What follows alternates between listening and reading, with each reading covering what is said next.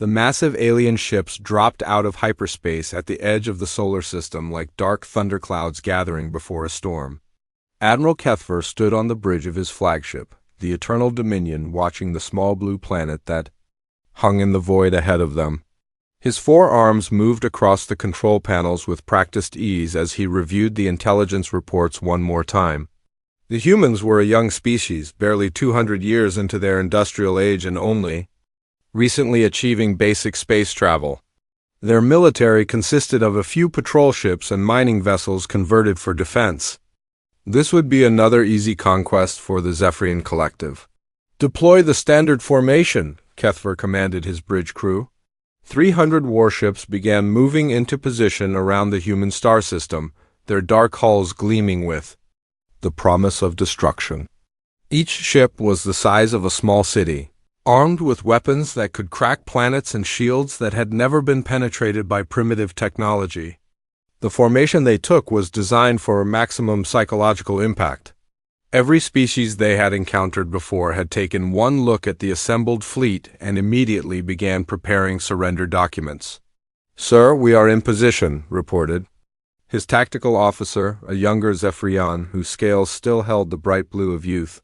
"All ships report ready status. Shall we begin the standard surrender demand?" Kethver nodded, his confidence absolute. In the past decade, the Collective had conquered 17 different star systems using this exact approach. Show overwhelming force, demand immediate surrender, and then integrate the defeated species into their empire as workers and resource gatherers. It was efficient, profitable, and had never failed. The humans would be no different. "Open all communication channels to the third planet," he ordered. "Broadcast on every frequency these primitives use." The message that went out across Earth's communication networks was simple and direct. "Primitive species of Salthri, you are now subjects of the Zephyrian Collective. Prepare your leaders for integration protocols. You have one planetary rotation. To comply, resistance will result in the complete sterilization of your world." On Earth, the message reached President Jake Morrison while he was having breakfast with his family. The emergency alert came through his secure communication device, and within minutes he was in the underground command center beneath the White House. The room filled quickly with military leaders, scientists, and government officials, all of them staring at the massive display screen that showed the alien fleet positioned around their solar system. General Lisa Burke, head of the newly formed Terran Space Command, was the first to speak. "Mr. President, our long-range sensors confirm 300 alien vessels. Each one is significantly larger than anything we've ever built. Our conventional fleet consists of 12 destroyers and 4 cruisers. Against those numbers and that technology, we would last maybe 20 minutes in a direct engagement." Defense Secretary Carl Johnson pulled up tactical displays on his tablet. "Sir, we need to consider immediate evacuation protocols. Our colony ships could potentially get 10 million people off-world before they move to attack. But that's assuming they give us time." Around the room, faces were grim.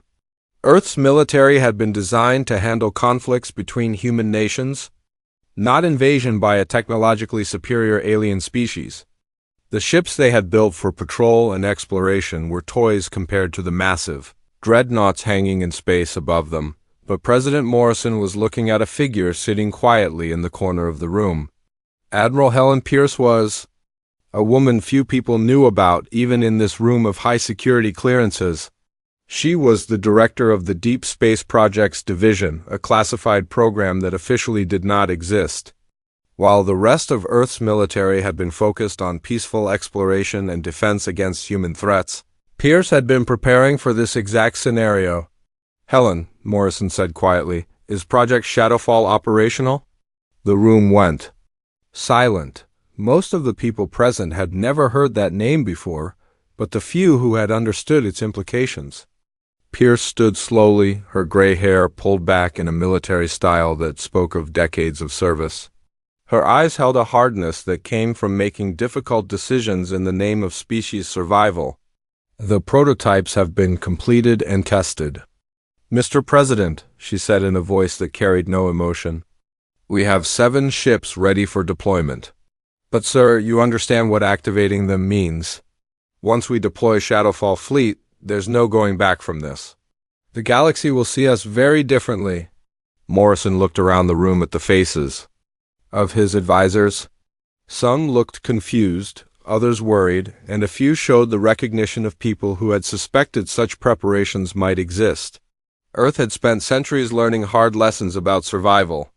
2 world wars, countless smaller conflicts, and the constant threat of nuclear destruction had taught humanity one thing: when faced with extinction, moral considerations became secondary to survival. What exactly are we talking about here? Asked General Burke. Pierce activated a secured holographic display that showed 7 ships.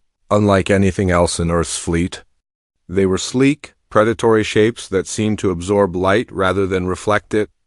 Their design spoke of purposes that went far beyond exploration or even conventional defense. These vessels represent 30 years of development, Pierce explained. They were built in hidden facilities beyond Neptune, using technologies we've developed specifically for warfare against unknown alien threats. They incorporate stealth systems that can hide them from any known sensor technology, weapons that can penetrate conventional shielding, and AI systems that can process and execute battle strategies faster than any organic intelligence. She paused, letting the implications sink in. They were designed with one purpose: to ensure that if humanity ever faced extinction, we would take our enemies with us. These ships don't fight by any rules of engagement that civilized species might recognize. Defense Secretary Johnson leaned forward. You're talking about war crimes. I'm talking about species survival, Pierce replied coldly. Earth never signed any galactic warfare conventions because we were never invited to. These aliens expect U.S. to surrender because that's what primitive species do when faced with superior force. They're counting on us being civilized. President Morrison stood, walking to the large display that showed the alien fleet. 300 ships, each one, capable of destroying entire cities.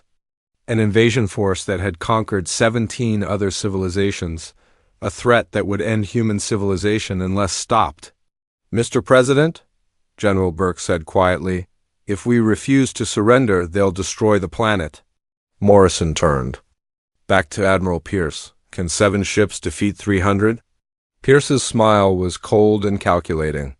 Sir, they're not expecting 7 ships like these. They're expecting primitives with conventional weapons. They've never faced humans who were prepared for total war. The president looked around the room one more time, seeing the fear and uncertainty in every face. Humanity stood at a crossroads. They could surrender and become slaves to an alien empire, or they could fight with weapons and tactics that would change how the galaxy saw them forever. Then we don't surrender, Morrison said firmly. Admiral Pierce, activate Project Shadowfall. Show them what happens when someone threatens Earth. Pierce nodded and activated her secure communication device. Across the solar system, hidden bases began powering up ships that had waited 30 years for this moment. 7 vessels that represented humanity's darkest preparations began moving toward an enemy that expected easy conquest. The aliens had demanded surrender, but Earth was about to respond with something they had never encountered: humans at total war. 24 hours had passed since the alien ultimatum, and Admiral Kethver stood on his bridge waiting for the inevitable human surrender delegation. His experience with 17 previous conquests had taught him that most species needed time to accept their fate, but they always came to the logical conclusion.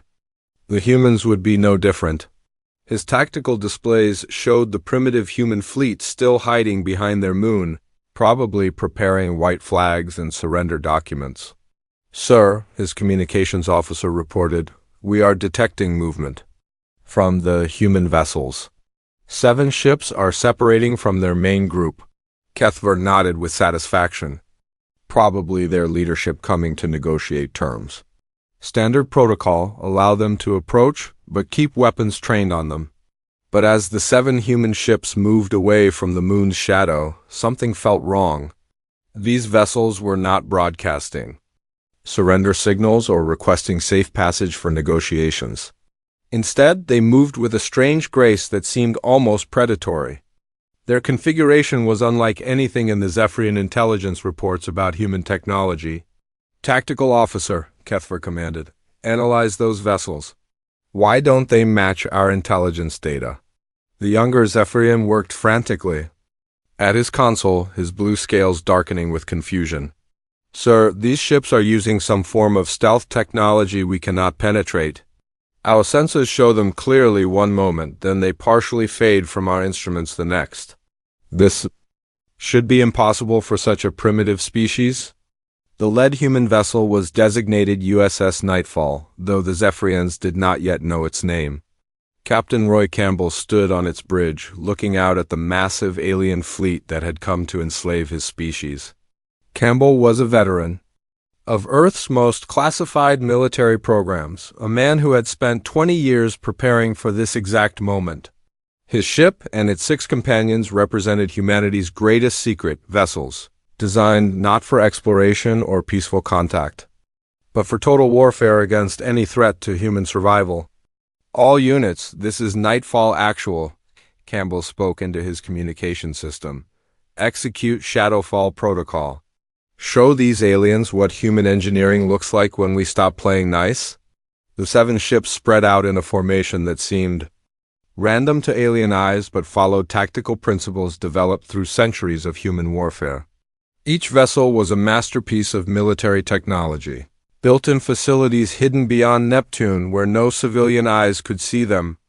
The ships incorporated humanity's most advanced and ruthless innovations, weapons that could phase through energy shields, cyber warfare systems that could take control of enemy vessels, and artificial intelligence cores that could calculate battle strategies faster than any organic mind. Captain Amy Rodriguez commanded the USS Voidhunter, the 2nd ship in the formation. Her vessel was designed around a central artificial intelligence core that humans had named Reaper. As they approached the alien fleet, Reaper was already working to infiltrate Zephyrian communication networks, learning their language, understanding their tactical doctrines, and preparing to turn their own technology against them. "Captain," Reaper's synthetic voice spoke through the bridge speakers, "I am reading detailed information about the enemy fleet composition, command structure, and combat procedures. They fight like a swarm organism, but they think like individuals. This creates predictable weaknesses I can exploit." Rodriguez smiled grimly as data flowed across her tactical displays. "What do you recommend?" "They expect conventional warfare with energy weapons and kinetic projectiles. They have never encountered quantum phase technology or adaptive weapon systems. Their shields are designed to stop brute force attacks, not weapons that can shift their fundamental properties mid-flight." The 3rd ship, USS Deathstrike, was commanded by Steve Harrison, a man who had volunteered for the Shadowfall project, knowing he might never see his family again. His vessel carried weapons that violated several interstellar warfare conventions that Earth had never been asked to sign.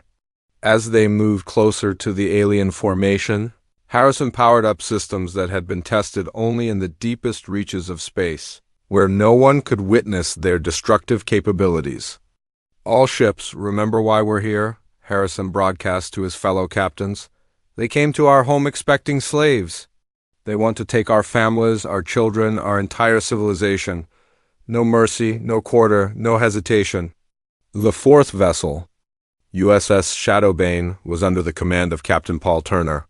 His ship specialized in adaptive warfare technology, weapon systems that could analyze enemy defenses in real time and automatically modify their attack patterns to overcome any countermeasures.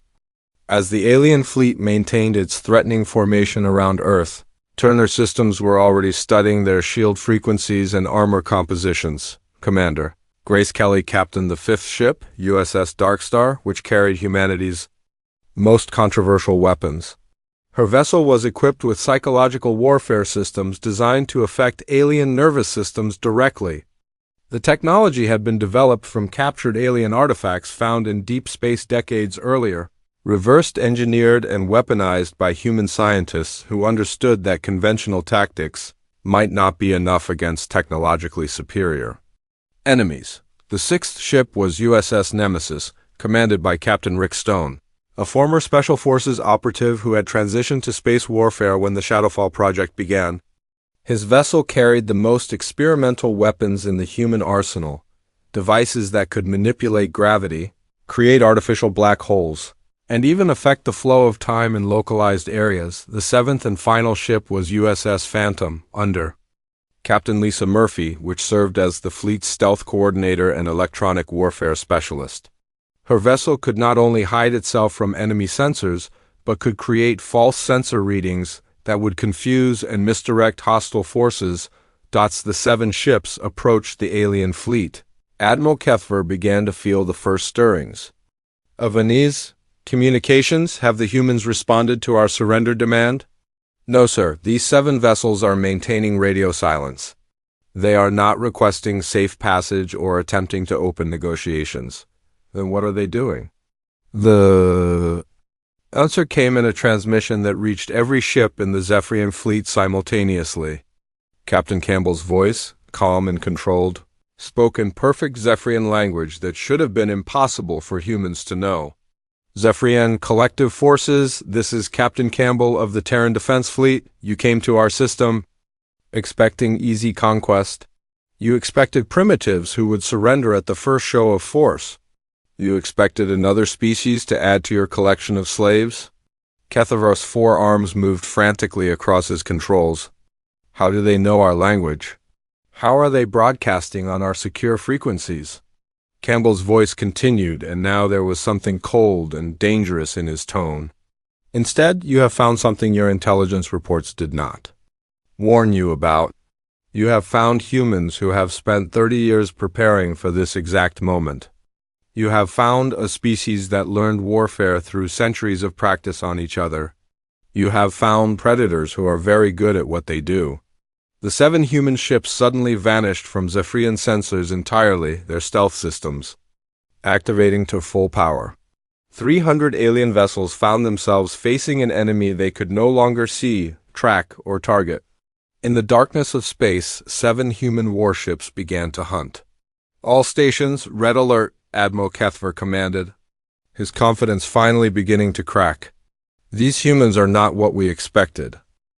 The Battle of Seoul began not with the massive fleet engagement that Admiral Kethver had expected, but with something the Zephyrian Collective had never encountered in their centuries of conquest.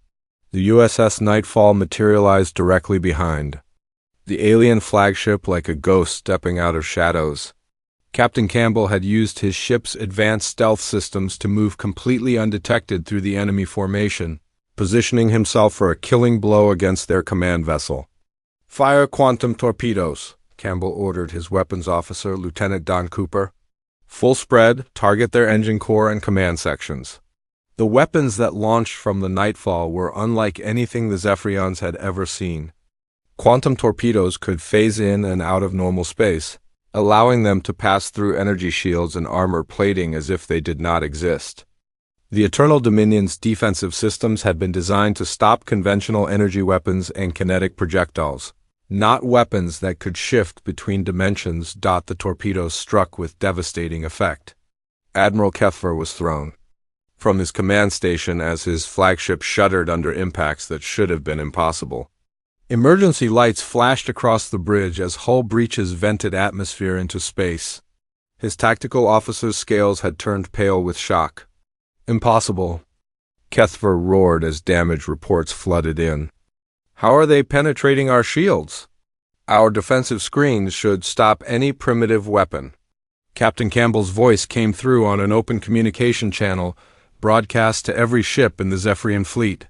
Admiral, you expected us to roll over like the other species you've conquered. You expected surrender because that's what civilized beings do when faced with superior numbers. Instead, you get to learn why humans don't just survive in this universe, we excel at ending threats. Across the alien formation, other human ships were beginning their attacks.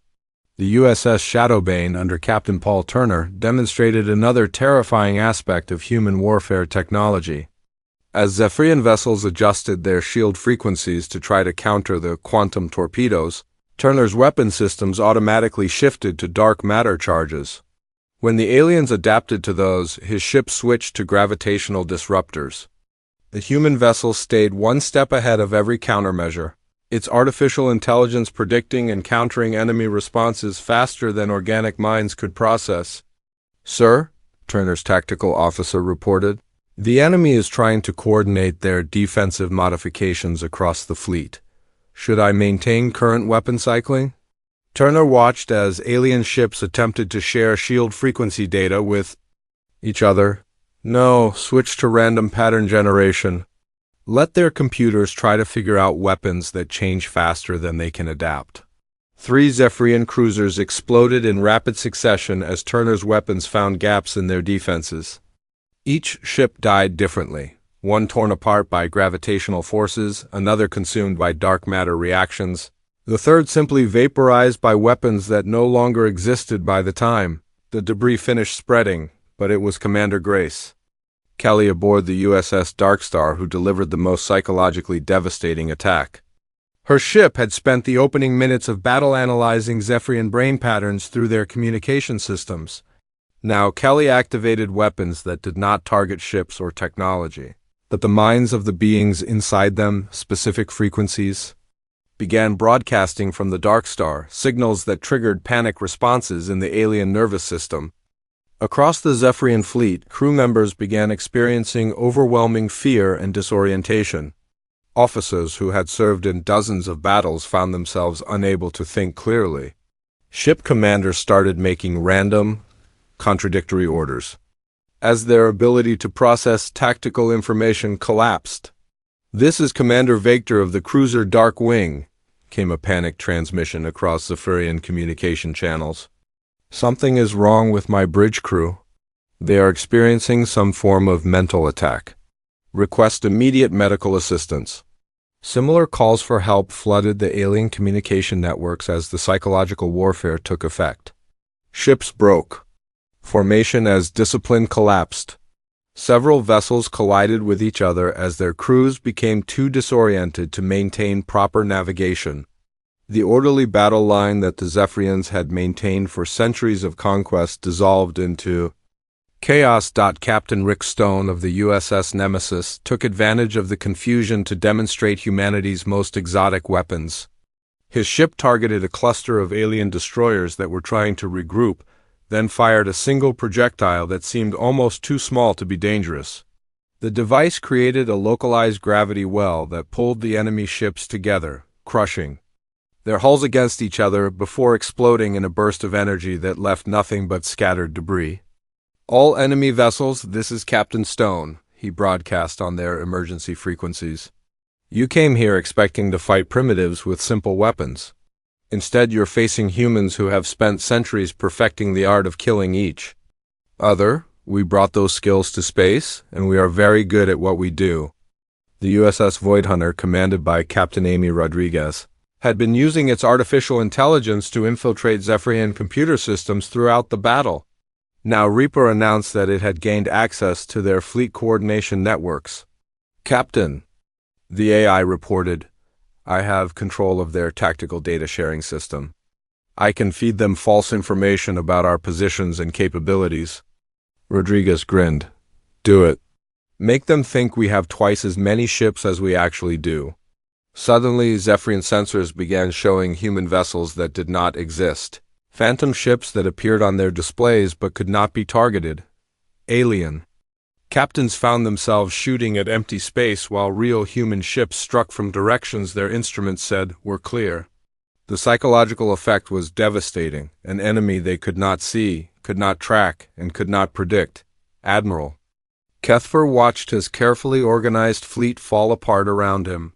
Ships were exploding, colliding, or simply fleeing as their crews lost the ability to function under the human psychological attack. His own flagship was crippled, its engines offline and life support systems failing. "What manner of beings are these humans?" he whispered to his surviving bridge crew. The answer came from Commander Steve Harrison of the USS Deathstrike, his voice broadcasting on all frequencies as his ship appeared directly in front of the alien flagship. "We're the species that looked at the concept of total warfare and decided it wasn't efficient enough. We're the ones who turned killing into a science. We're the beings who spent centuries learning how to destroy each other, and you made the mistake of threatening our home. Harrison's ship fired a single weapon, a device that turned the target's own power core into a bomb. The cruiser next, to the Eternal Dominion, simply exploded from within, its reactor overloading in a cascade failure that consumed the entire vessel in seconds. "This is impossible," Kethver transmitted desperately. 7 ships cannot defeat 300. The mathematics are wrong. Captain Campbell's response was cold and final. "Admiral, your mathematics assumed we were fighting by your rules. We're not. We're fighting to exterminate a threat to our species, and we're using every advantage we've developed over centuries of human warfare. Your ships are designed to conquer civilized species who follow conventional tactics. Our ships were built to kill anything that threatens Earth." The first phase of the battle was over. In less than 2 hours, 7 human vessels had destroyed or disabled more than 60 Zephyrian ships while taking no significant damage themselves. The alien fleet that had expected easy conquest found itself facing an enemy that fought with weapons and tactics beyond their understanding. "Admiral." Kethver looked at his tactical display showing the carnage around him and realized the terrible truth. They were not the hunters in this battle. They had become the prey. The second phase of the battle revealed the true horror of humanity's war doctrine as the 7 ships of Shadowfall Fleet transformed from defenders into hunters. Admiral Kethver ordered his remaining ships to fall back to the edge of the solar system, hoping to regroup and establish a defensive position where they could use their superior numbers. What he discovered instead was that human stealth technology made conventional military tactics completely useless. The USS Nightfall simply vanished from all sensors as Captain Campbell activated his ship's most advanced stealth systems. The alien fleet found themselves facing an enemy that could become invisible at will, appearing anywhere without warning to strike and then disappearing again before they could respond. Campbell had spent 20 years studying every recorded space battle in human history, learning from victories and defeats alike. Now he put that knowledge to use against an enemy that had never faced anything like human tactical thinking. "All units, this is Nightfall Actual," Campbell transmitted to his fellow captains on their encrypted channel. "Execute Hunter-Killer protocols. They want to run, but nothing leaves this system alive. We cannot allow them to report back about our capabilities." Admiral Helen Pierce, commanding the operation from the hidden base on Titan, watched the tactical display with cold satisfaction. Each blip on her screen represented an alien ship that had come to enslave humanity. Each blip that disappeared meant another threat eliminated. Pierce had spent 3 decades preparing for this moment, designing weapons and tactics that violated every principle of civilized warfare. She felt no guilt about what her ships were doing because she understood what was at stake. "Nightfall, this is command," she transmitted to Campbell. "Enemy forces are attempting to establish a defensive sphere around their command ship. Recommend you allow them to group together." Campbell smiled grimly as he received the order. "Understood. Command, let them think they're getting organized. It will make targeting easier for the others." The Zephyrian fleet tried desperately to form a protective formation around Admiral Kethver's crippled flagship. 3 dozen surviving ships moved into a tight sphere, their weapons pointing outward and their shields overlapping to create layers of defense. It was a tactic that had worked against conventional enemies, but these humans did not fight like any enemy they had encountered before. Captain Amy Rodriguez of the USS Voidhunter received the signal and activated her ship's most controversial weapon system. The Cascade bomb had been developed in complete secrecy, tested only in the outer reaches of space where no one could witness its effects. The weapon did not simply destroy its target, it turned the target's own power systems into additional bombs, creating a chain reaction that could consume entire fleets. "Reaper, calculate optimal detonation sequence," Rodriguez commanded her artificial intelligence. "Calculated, Captain," the AI responded in its emotionless voice. "Strike point identified." 7 ships will be destroyed instantly in the initial detonation. 12 more will be heavily damaged by secondary explosions. Estimated enemy casualties from this single weapon, 43,000 individuals. Rodriguez felt a moment of hesitation. 43,000 lives would end when she gave the order to fire. Then she remembered the alien ultimatum, their demand for human surrender, their plan to enslave her entire species. Her finger moved to the firing control. Fire the cascade bomb. The weapon struck the center of the Zephyrian defensive formation and created destruction beyond alien understanding. Instead of a simple explosion, the device triggered a cascade reaction that turned each destroyed ship's power core into another bomb.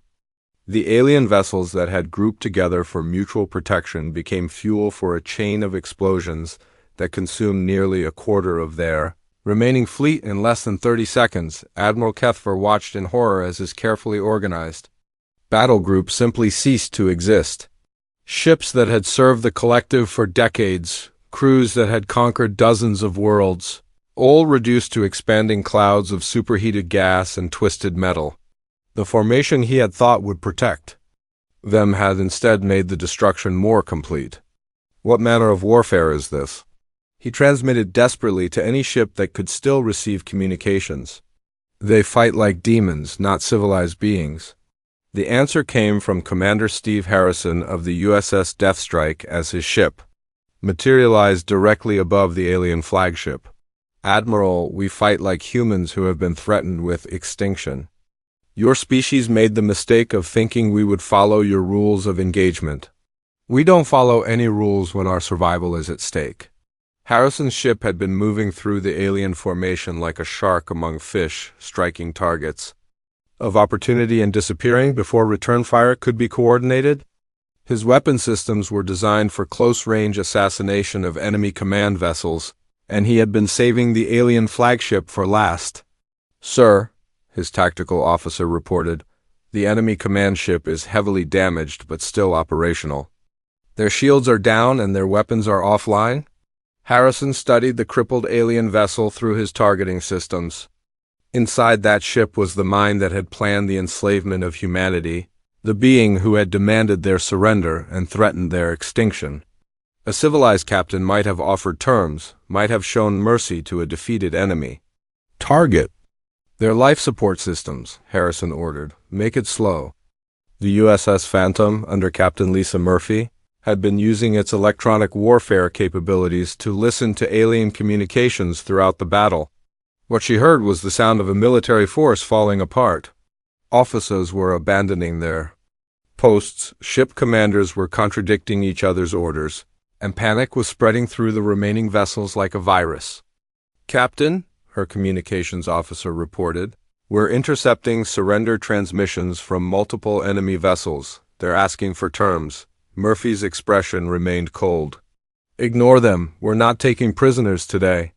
Captain Paul Turner of the USS Shadowbane had been hunting stragglers, alien ships that had broken formation and were trying to escape the battle.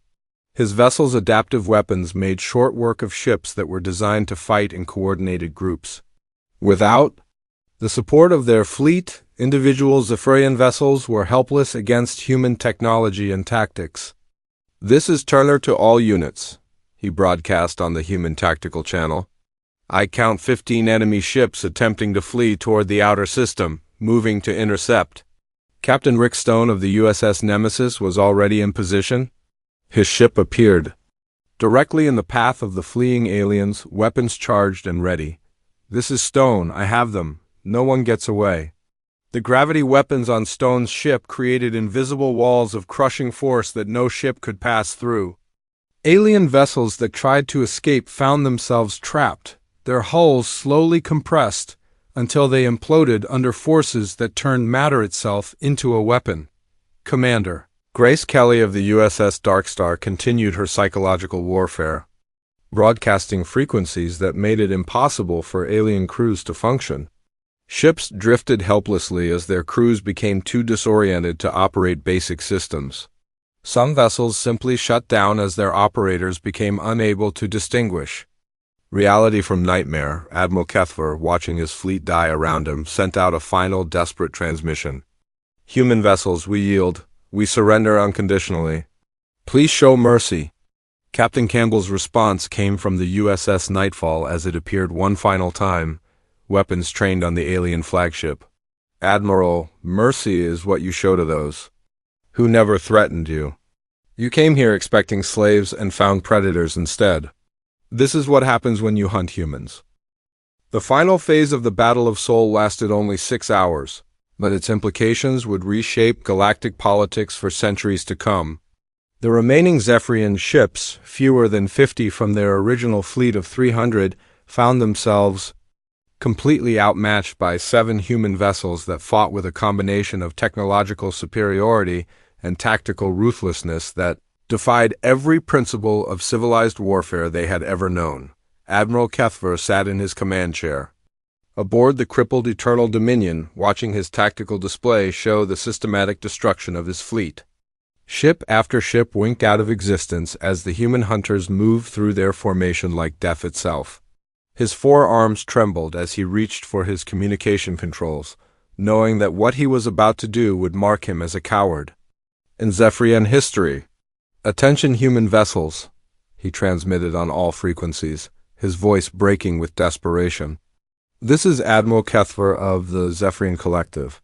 We yield completely and unconditionally. We surrender our ships, our weapons, and our lives to your mercy. Please, in the name of whatever gods you worship, show compassion to the survivors. The response came not from Captain Campbell of the USS Nightfall, but from Admiral Helen Pierce herself, broadcasting from the USS Phantom as it materialized directly alongside the alien flagship. Pierce had left her command post on Titan to personally oversee the final moments of humanity's first interstellar war. Admiral Kethver, Pierce's voice was cold and measured, carrying 30 years of preparation for this exact moment. Your surrender is noted and recorded. However, you seem to misunderstand the nature of this engagement. This was never a battle between military forces following conventional rules of warfare. This was an extermination action against a species that threatened human survival. Kethver's scales turned pale as the implications of her words sank in. You cannot mean to destroy all of us. We surrender. The war is over. The war is over. Pierce agreed. But you and your people are going to carry a message back to the Zephyrian Collective and to every other species in this galaxy that might be watching our communications. You came here expecting to find another primitive civilization to add to your empire. Instead, you found something the galaxy has never seen before. Captain Roy Campbell's USS Nightfall appeared on the other side of the alien flagship, its weapons trained on the bridge where Kethver sat. Admiral, you're going to go home and tell your leaders exactly what happened here. You're going to explain that Earth is not available for conquest.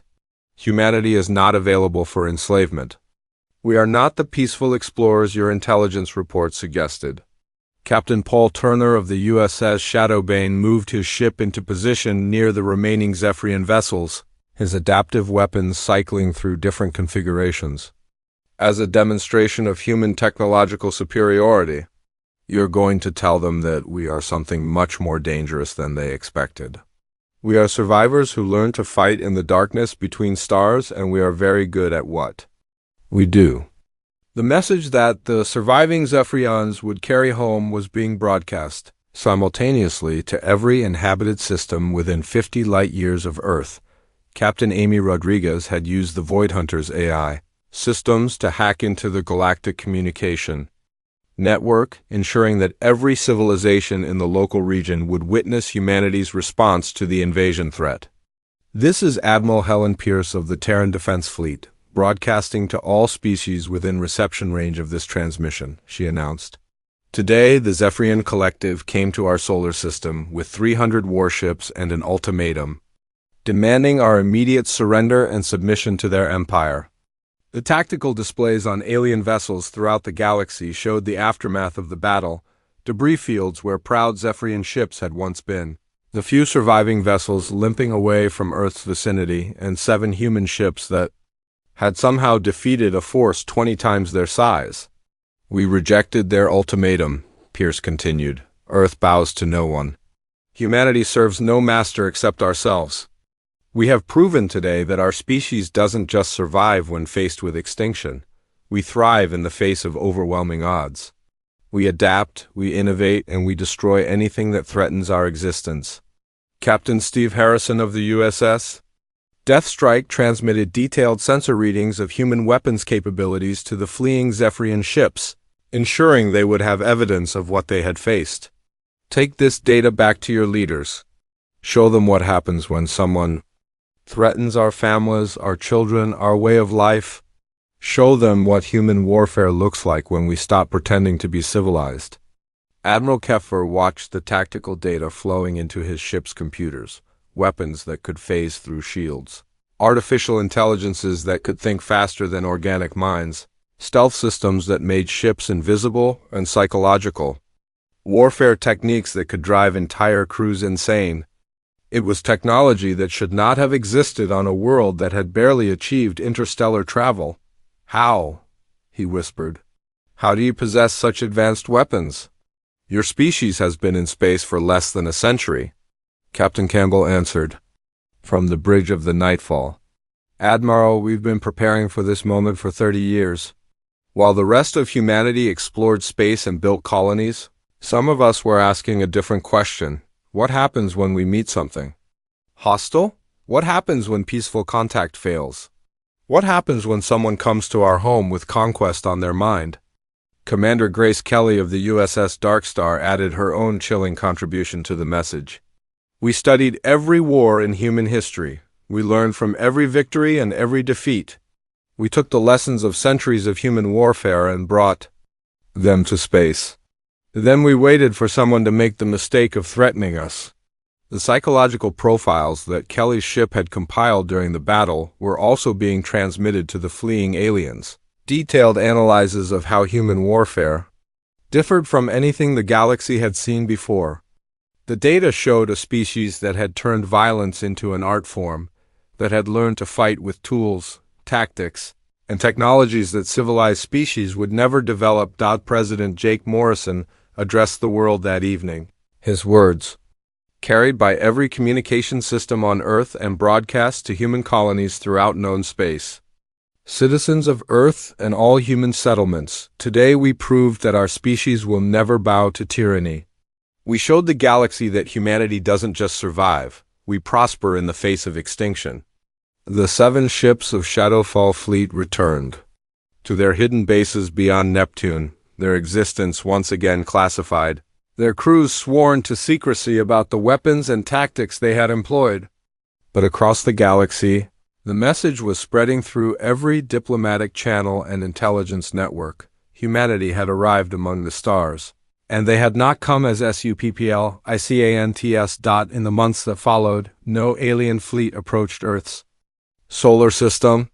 The Zephyrian collective began to fragment as member species learned of their military's crushing defeat at the hands of a supposedly primitive world. Other galactic powers quietly removed human space from their expansion plans and began developing new policies for contact with the dangerous species from Sol-3. Earth had wanted peace.